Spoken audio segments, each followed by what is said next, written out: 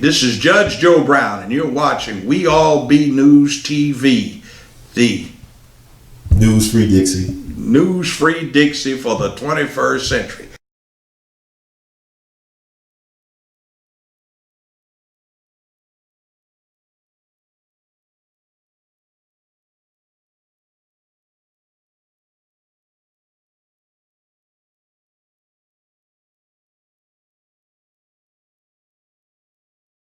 So, do I need this? Everybody can hear me?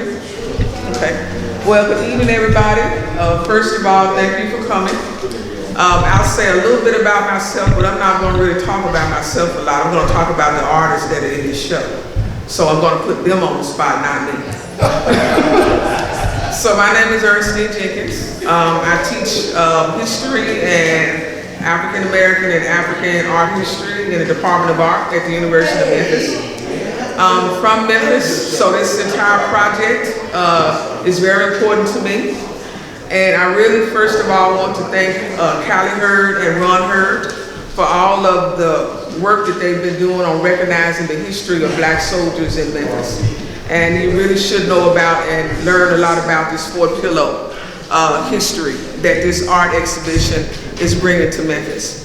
So just want to say a little bit about where you can find out more history about the Civil War and 19th century Blacks in Memphis. I don't really like to promote myself, but they did ask me to promote this book that I wrote. And so it's on 19th century Blacks in Memphis, race and photography, or the story is told through photography.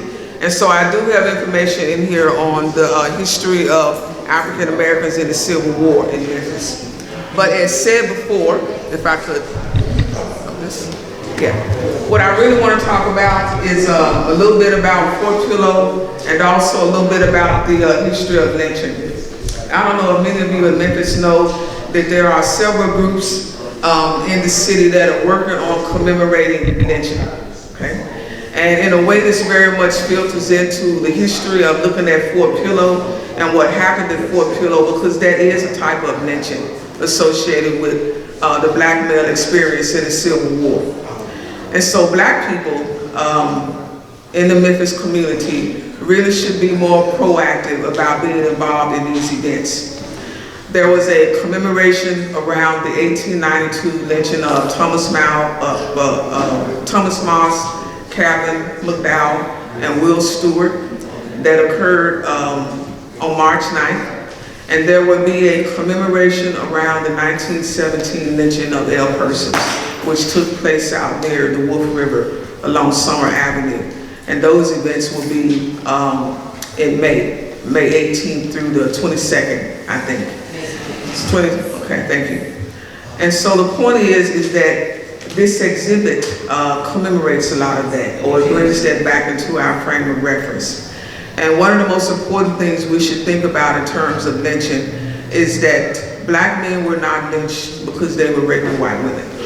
Black men were lynched because of the successes that Black people were having in the late 19th century, in spite of Jim Crow. So it was a type of jealousy, it was a type of competition. And so lynching, a type of domestic terrorism, that's probably the best word for it, was used to keep people down, as Ida B. Wells was the first to say and write about it. It was used to keep Black people in line. And so it's been over 100 years almost for Black people to actually begin to try to come to terms with that. And one of the ways that you can do that is through the arts, because the arts is where we live our emotional lives. The arts allow you to deal with radical, difficult subject matter. And so while you're here for this evening, please take the time to walk around and look very closely. There are artists here who have done phenomenal work around the theme of lynching, and a diversity of media around the theme of lynching. As you walk around, you'll notice that the American flag is an important means of dealing with issues around inequality and race and violence, the way that Black artists reinterpret the American flag. There are photographs here of some of the descendants of Black Civil War soldiers, and they will be involved in the commemorative events around commemorating Fort Pillow. And I'm glad to say I don't see anything pertaining to Nathan Bedford Forrest. Yeah, you probably need to come to a black show about the Civil War to find pleasure in not having Nathan Bedford Forrest represented. You know, so this is all about black soldiers. Well, represented as he should be. Right. Let's put it that way. Okay. I mean, this is all about commemorating the history of African American soldiers. And just few other things I want to say about that.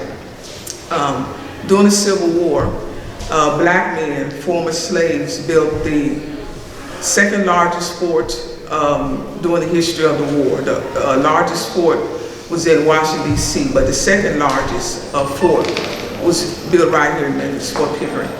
And it was former black male slaves that built the fort. And so you want to think about starting from where about the pyramid is today and extending for about 2 miles south. That's how large that fort was, and almost about 2 miles out. And that fort was built to hold about 10,000 people. They took it down in 1866 as soon as the war was over. And then after they built the fort, after Abraham Lincoln made it okay for black men to serve in the Civil War, then Memphis became a recruitment center for black soldiers. And so you may be a descendant of some of these black men that fought in the Civil War and you don't even know it. You know, so there's a reason to do that research and do that genealogy. You may be a descendant of one of those men that fought for their own freedom right here in Memphis. Okay. So thank you. That's all I wanted to say. Again, please give all of these artists that participated in the show a round of applause. They deserve it.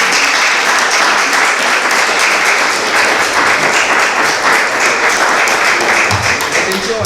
Thank you. Before Dr. Jenkins, before you go, I'd like to present you with an award for your appreciation for all the great work you have done for us as a people and for the great city of Memphis.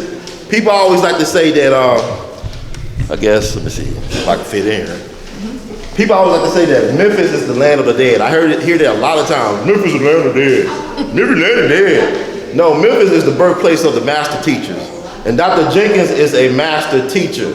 She's a master teacher. She loves her people because the greatest thing you can do in this world is to serve. That's the rent you pay to be on earth. Like Muhammad Ali and them said that so many times. The rent you pay is serving other people and empowering people.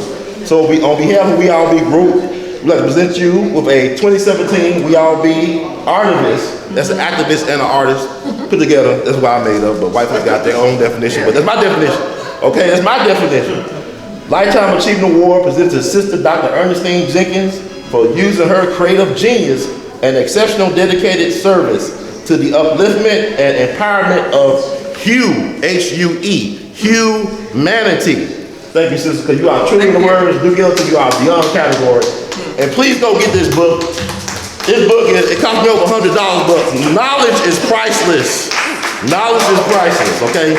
Get this book on Amazon. Knowledge is priceless. Thank you. Thank you so much. We love you madly.